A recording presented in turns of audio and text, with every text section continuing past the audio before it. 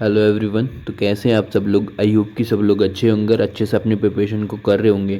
तो यार आज हमारा लेक्चर नंबर 2 होने वाला है, जिसके अंदर हम अपना ग्रेविटेशनल चैप्टर कर रहे हैं और वो दिल्ली पुलिस AWTPO के लिए कर रहे हैं। और इसके लिए आप लोग अगर CGL CPO किसी भी एग्ज़ाम की तैयारी कर रहे हैं तो आप डेफिनेटली इसको ले सकते हैं, और दिल्ली पुलिस कांस्टेबल को भी देना चाहते हैं तो ले सकते हैं, क्योंकि काफ़ी ज़्यादा डेप्थ में मैं पढ़ा रहा हूँ, तो वहाँ से कुछ छूटने वाला आप लोगों का है नहीं। तो चलिए वीडियो को स्टार्ट करते हैं। और देखो सारी चीज़ें यहाँ पर डेप्थ में चल रही हैं, विद एग्ज़ाम पैटर्न को देखते हुए सारी चीज़ें वो आप लोगों ने फील करी होंगी। जिन लोगों ने लेक्चर देखा है उन लोगों को फील हुआ होगा कि हाँ भाई बिल्कुल एग्ज़ाम ओरिएंटेड करा रहे हैं। और डेफिनेटली मैं यहाँ से क्वेश्चन फंसा के रहूँगा आपके एग्ज़ाम में।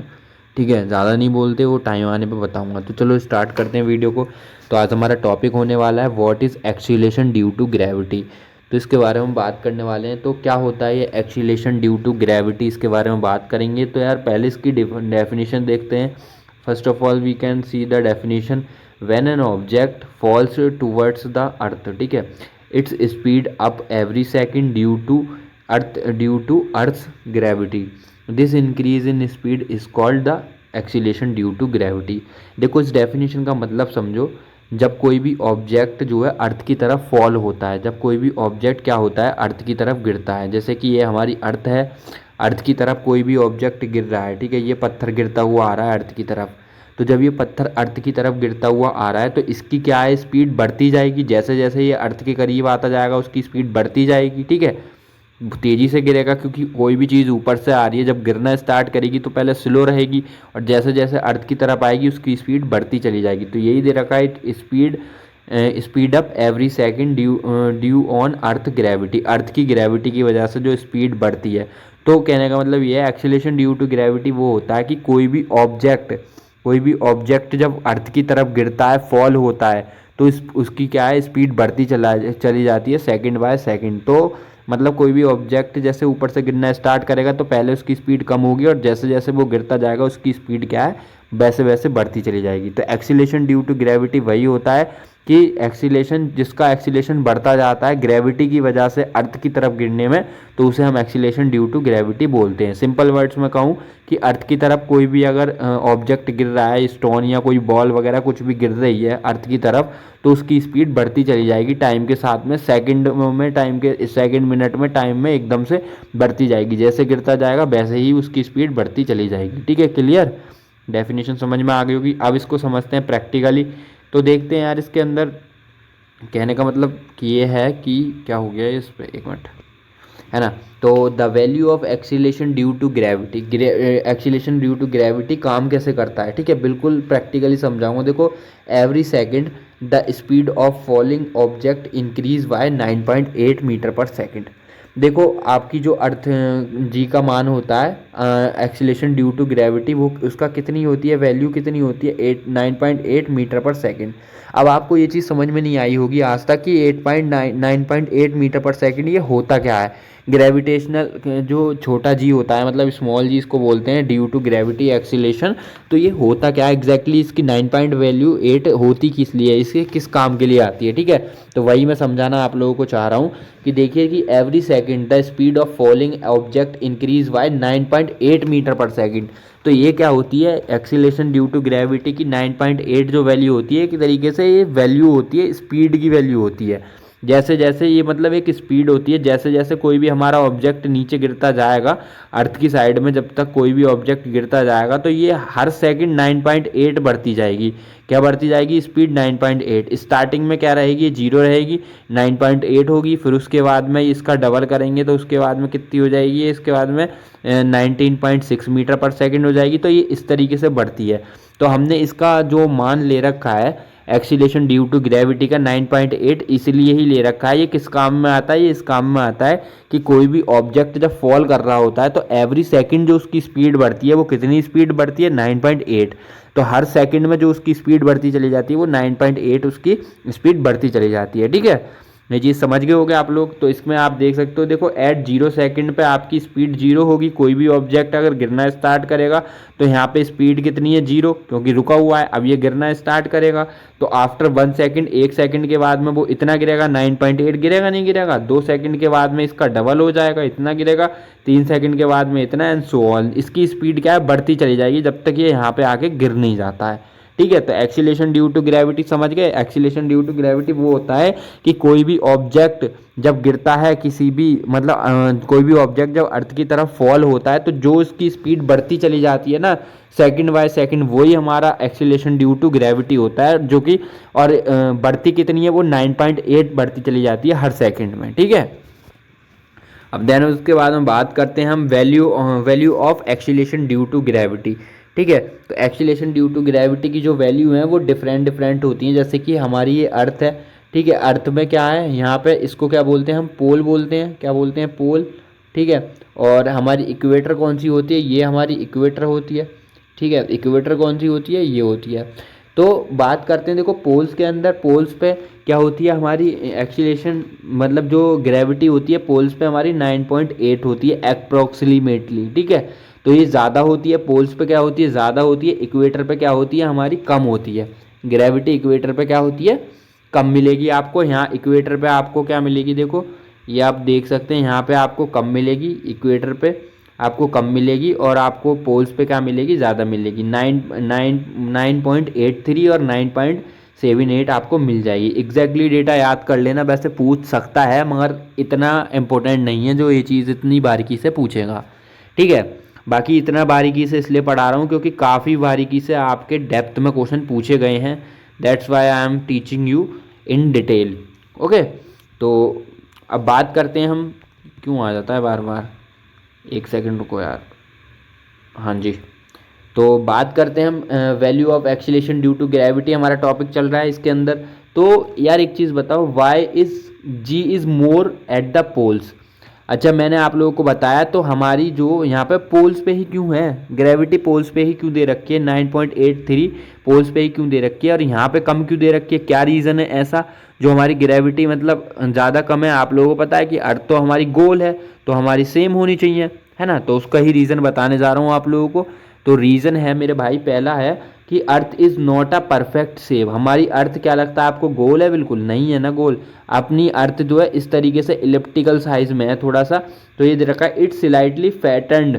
फैटन्ड मतलब कि झुकी हुई, मतलब कि ये थोड़ी सी ऐसे है, लंबी टाइप में है। ठीक है, और फैटन्ड एट द पोल्स। ठीक है, पोल्स पे क्या है, ये एकदम से मतलब एकदम से ऊंची सी फूली हुई सी है। फैटन का मतलब है कि फूली हुई सी है, और यहाँ पे इसका पेट सा निकल रहा है। ठीक है, at the poles, so the radius is smaller at the poles and it G becomes more. ठीक है, तो यहाँ पे देखो, अब यहाँ की मैं रेडियस लूँगा तो ज़्यादा होगी। ठीक है, और अब मैं पोल्स की रेडियस देखता हूँ, कहाँ पे, पोल्स की रेडियस देखता हूँ, यहाँ पे पोल्स पे रेडियस क्या है, कम है, दिख रही है ना लाइन, लाइन ये कम है, लेस है। ठीक है, और यहाँ पे क्या है, रेडियस ज़्यादा है, रेडियस ज़्यादा है। तो दैट्स वाई, रीज़न यही है कि हमारे पोल्स पे क्यों है, क्योंकि ये हमारे पोल्स की जो है रेडियस स्मॉल है। जब रेडियस स्मॉल है तो ग्रेविटी यहाँ पे, चांसेस हमारे ग्रेविटी के ज़्यादा बन जाते हैं, और ये हमारी यहाँ पे ग्रेविटी ज़्यादा होती है। ठीक है, ये चीज़ समझ गए। उसके बाद में रीज़न में आप लोगों को यही लिखना है। ठीक है, उसके बाद में दूसरा रीज़न है आपका centrifugal force due to the rotation is strong. ठीक है, तो सेंट्रीफ्यूगल फोर्स क्या होता है, जो आउटवर्ड फोर्स होता है, आउटवर्ड फोर्स जो होता है वो रिड्यूस करता है ग्रेविटी को स्लाइटली एट द इक्वेटर। ठीक है, तो ये रीज़न याद कर लेना, इतना ये सेकंड रीज़न काम का नहीं है जितना आपका फर्स्ट रीज़न ये आप दे सकते हो कि अच्छा ये बताओ पोल्स पे हमारी ग्रेविटी ज़्यादा क्यों होती है। ग्रेविटी ज़्यादा इसलिए होती है क्योंकि हमारी जो अर्थ है वो सेम टाइप की नहीं है, क्योंकि वो ऐसी है, पोल्स पे वो थोड़ी टेढ़ी सी है, मतलब पोल्स पे थोड़ी फैटेंड है, ऊपर को फूली हुई है, और एक इलिप्टिकल साइज़ में है। तो दैट्स वाई पोल्स पे हमारी रेडियस कम होती है, मेज़र करने पे रेडियस कम आती है। तो इसलिए पोल्स के अंदर ग्रेविटी ज़्यादा है, रेडियस ज़्यादा है, क्योंकि देखो जितनी दूर अर्थ से वो होगी, क्या कोई भी ऑब्जेक्ट होगा, रेडियस सेंटर से जितनी दूर होगी उतनी ज़्यादा होगी ग्रेविटी। ठीक है ना, और जितनी कम, कहने का मतलब ये है जितनी पास में होगी, जैसे यहाँ पे देखो, ठीक है, यहाँ से कोई भी ऑब्जेक्ट गिरेगा पास में पड़ेगा ना, तो तो यहाँ पे ज़्यादा होगी, रेडियस कम है तो यहाँ ज़्यादा होगी और यहाँ पे कम होगी। सिंपल सा याद कर लो, अगर नहीं समझ में आया बस इतना याद करो कि भैया इसलिए होती है क्योंकि हमारी अर्थ का जो है शेप परफेक्ट नहीं है, इसलिए हमारी ग्रेविटी पोल्स पे ज़्यादा होती है और इक्वेटर पे कम। आपसे सिंपल पूछेगा कि पोल्स पे ज़्यादा होती है कितनी होती है, या पोल्स पे कम होती है कितनी होती है, तो बस इतना ही पूछेगा। उसके बाद में बात करते हैं आगे एक्सीलरेशन ड्यू टू ग्रेविटी के अंदर ही हमारा ये फॉर्मूले की बात करते हैं। इसके अंदर फॉर्मूला देखते हैं, हमारा फॉर्मूला होता है g is equal to gravitational constant m और आर स्क्वायर। ठीक है, ये फॉर्मूला होता है, नोट कर लो अच्छे से। ठीक है, उसके बाद में बात करते हैं जी क्या हो गया हमारा, एक्सीलरेशन ड्यू टू ग्रेविटी हो गया, जी हमारा एक्सीलरेशन ड्यू टू ग्रेविटी हो जाएगा।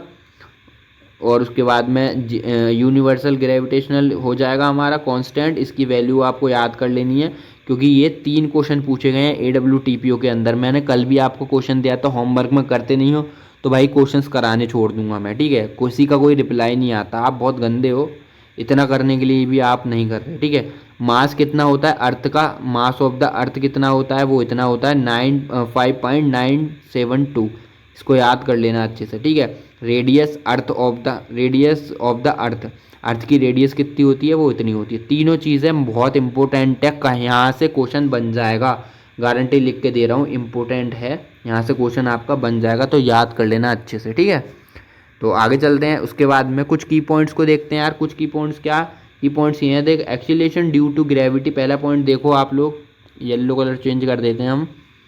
ठीक है भाई, इसको देखते हैं, है ना। तो acceleration due to gravity is 9.8 on a earth. ठीक है, 9.8 कितनी होती है हमारी अर्थ पे, 9.8 होती है और इक्वेटर पे 9.7 होती है। ठीक है, समझ गए।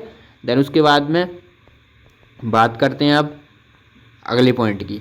सेकंड पॉइंट हमारा ये है कि it mean the speed of falling object increase by 9.8 every second, है ना।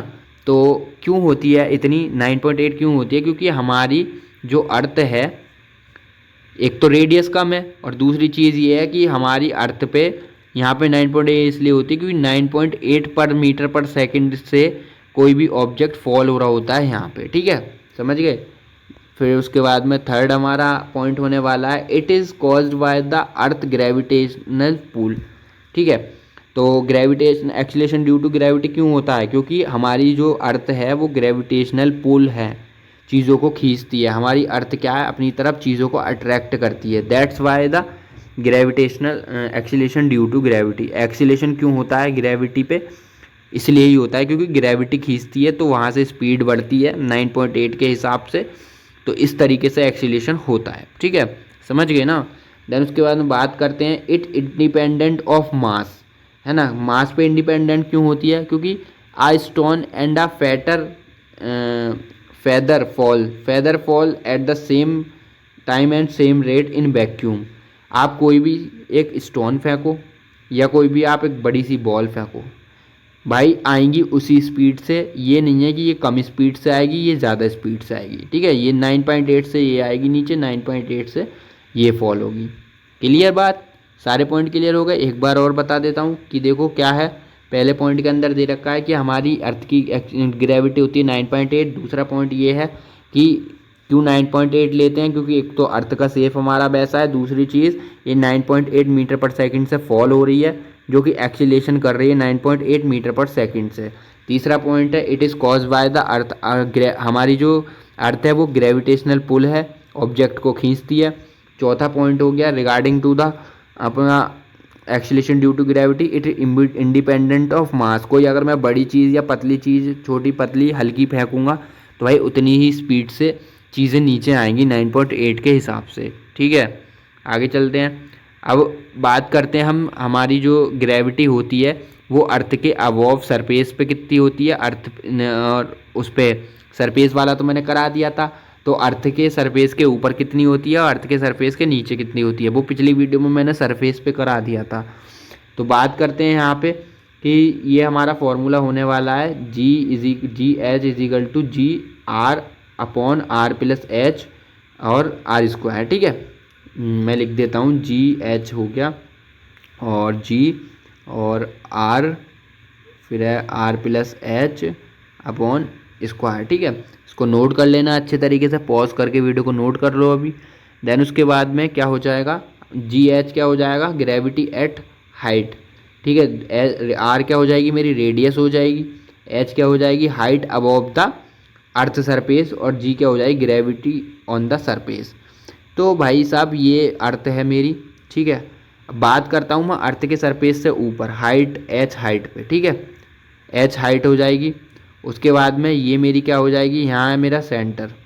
ठीक है, ये मेरी क्या हो जाएगी, रेडियस हो जाएगी आर।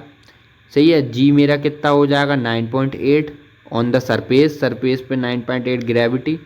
ठीक है, तो सारी चीज़ें मिल गई आपको, एच मिल गई, आर मिल गया, जी मिल गई। ये फॉर्मूला है, इसको याद कर लेना। ठीक है, क्वेश्चंस तो नहीं बनने वाले बट फिर भी याद कर लेना, नज़र मार लेना ऊपर ऊपर से। ठीक है, उसके बाद में इसके लिए कुछ इंपॉर्टेंट पॉइंट्स हैं, की पॉइंट्स को ज़रूर याद करा करो। की पॉइंट्स जो लिख के लाता हूँ मैं, बहुत इंपॉर्टेंट है कि as height increase the gravity decrease.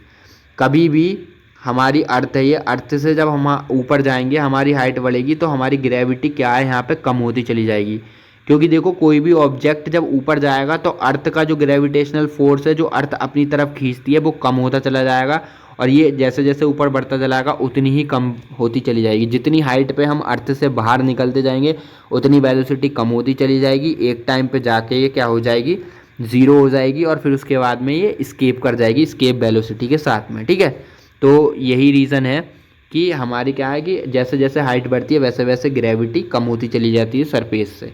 उसके बाद में ग्रेविटी बिकम्स जीरो, एक टाइम पे जाके जीरो हो जाती है at infinity height. Infinity height पे जाके, इन्फिनाइट हाइट पे जाके ये क्या हो जाती है, जीरो हो जाती है। क्लियर। अब उसके बाद आगे चल रहे हैं। अच्छा यार, एक बात चीज़ आप लोग मुझे कमेंट करके बता देना कि ये चीज़ बताना कि जैसे मैं सिर्फ सारा कंटेंट ये टाइप करके लाऊं या इस तरीके से फ़ोटो में भी ले आऊँ, कोई दिक्कत तो नहीं है? क्योंकि इससे टाइम बच जाता है मेरा। यार मुझे भी पढ़ना होता है, सारी चीज़ें करनी होती हैं। ठीक है, तो वो चीज़ ध्यान में रखो। बाकी बता देना अच्छा लग रहा है आपको, और कमेंट वमेंट करते रहो। तुम्हें पता है एक कमेंट तुम्हारी आती है ना कि भाई बहुत अच्छा पढ़ा रहे हो, इतना मोटिवेशन मिलता है ना मुझे। मैं भाई सही में मन करता है कि बैठ भाई पढ़ाने बैठ। क्यों? क्योंकि यार मुझे लगता है भाई मेरे पीछे भरोसे बैठे हैं कुछ लोग, मेरे भरोसे बैठे हैं कि हाँ यार ये भाई वीडियो लाएगा, करेंगे, चीज़ों को कंप्लीट करेंगे। ठीक है, तुम्हारा सिलेबस कंप्लीट कराने को कहा है, मैंने करा है। बट कभी कभी ना लैक ऑफ मोटिवेशन हो जाता हूँ मैं, तो थोड़ा मोटिवेट कर दिया करो मुझे। ठीक है, और डेफिनेटली जो मैं पढ़ता हूँ वही चीज़ आप लोगों को पढ़ा रहा हूँ, बिल्कुल यही दिक टू सेम मैं पढ़ रहा हूँ। ठीक है, और इससे बाहर क्वेश्चन जाने वाले हैं नहीं। ठीक है, तो बात करते हैं अंदर, डेप्थ के अंदर। तो बात करते हैं यहाँ की।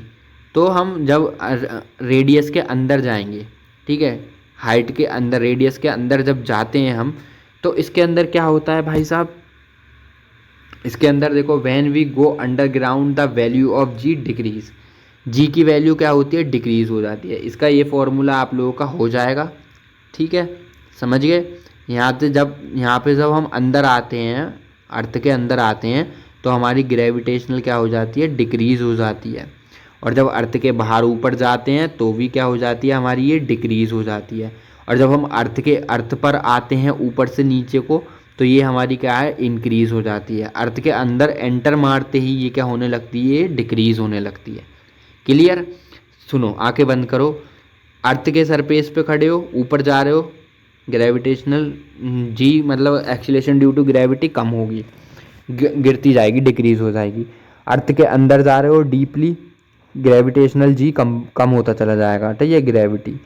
ठीक है, उसके बाद में ऊपर से कहीं एच हाइट से आप अर्थ पे आ रहे हो, अर्थ पे आकर गिर रहे हो, तो ग्रेविटी क्या होगी, बढ़ती चली जाएगी। और एक ये 9.8 पे जाके बढ़ जाएगी।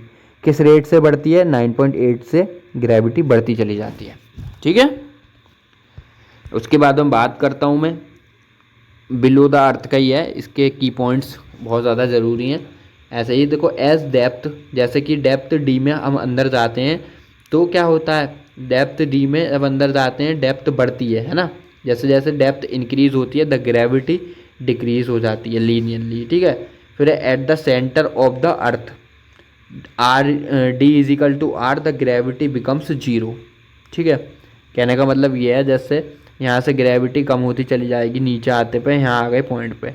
अब यहाँ जब सेंटर पे आप आ जाओगे तो आपकी जो है ये डेप्थ हाइट डी और यही आपकी रेडियस, दोनों बराबर हो जाएंगे और यहाँ पे आपकी acceleration due to gravity zero हो जाएगी। ठीक है, समझ गए। अब ये जीरो वाली चीज़ आपको समझाऊंगा, बहुत ज़्यादा इंपॉर्टेंट है, बिल्कुल प्रैक्टिकली बता रहा हूँ चीज़ें।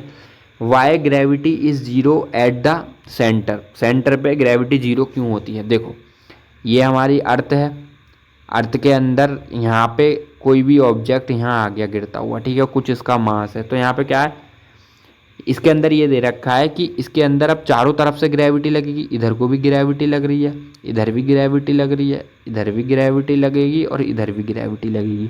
ग्रेविटी लगने से जब फोर्स लग रहा है, ये ग्रेविटेशनल फोर्स ही तो लग रहा है चारों तरफ, ग्रेविटेशनल फोर्स लग रहा है चारों तरफ, इस तरीके से चारों तरफ को क्या है, ये एक तरीके से ग्रेविटेशनल फोर्स लग रहा है। तो अब ये इस बॉडी का मास कितना हो जाएगा? जीरो हो जाएगा। जब बॉडी का मास जीरो हो जाएगा, जब मास ही नहीं रहेगा, तो यहाँ पे ग्रेविटी किस चीज़ की रहेगी? जिस बॉडी का मास होगा कुछ, उसके अंदर ही तो ग्रेविटी रहेगी।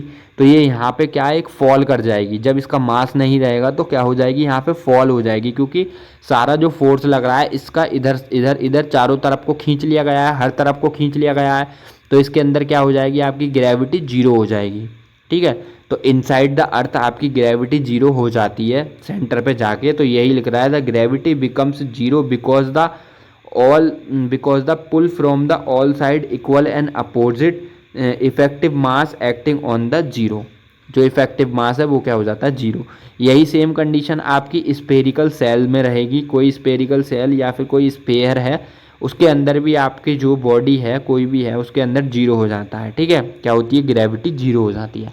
इस पर क्वेश्चन आया हुआ है, दिखाऊंगा भाई, ज़रूरी क्वेश्चन है बहुत, तो ये समझना बहुत ज़रूरी है। ठीक है, बात करता हूँ अब मैं ग्रेविटी, वाई ग्रेविटी ज़ीरो, दूसरे अब और बाकी क्लियरिटी देता हूँ आपको। देखो, at the centre of the earth gravity is zero because you are pull equally from direction, all direction. आपको हर डायरेक्शन से भाई साहब इक्वली खींचा जा रहा है। जब इक्वली फोर्स लग रहा है तो आपका वेट तो रहेगा ही नहीं, आप तो फोर्स से खिंचाव से चारों तरफ में एक इक्विलिब्रियम में आ गए। यहाँ पे आपका वेट जीरो हो गया है, तो आप तो फॉल कर जाओगे। मतलब क्या है, मतलब फॉल कह रहा हूँ कि फ्लॉट कर जाओगे। जैसे मून पे जाके आप लोग क्या है कि वहाँ पे ग्रेविटी आपको नज़र नहीं आती, उसके बाद में आप उड़ते हो ना हवा में, उड़ते हो नहीं उड़ते हो, वहाँ पे ग्रेविटी नहीं होती। तो that's why the reason is ये हेयर। ठीक है, और यही सीन आपका स्पेरिकल सेल में होता है, अच्छे से याद कर लेना। बात करता हूँ the force cancel each other. देखो, हर एक फोर्स कैंसिल कर रहा है। ये फोर्स इधर लगा, ठीक है, इसके अपोजिट में कौन सा फोर्स लग रहा है, ये फोर्स। इन दोनों फोर्स को क्या कर रहा है, कैंसिल कर रहा है, कैंसिल आउट कर देता है। The net gravitational force zero हो जाता है, तो that's why the gravity zero हो जाएगी। ठीक है, कैंसिल आउट कर रहा है ना हर एक फोर्स को, अब कैंसिल आउट कर रहा है तो ग्रेविटी जीरो हो जाएगी। समझ में आ रहा होगा मेरे हिसाब से।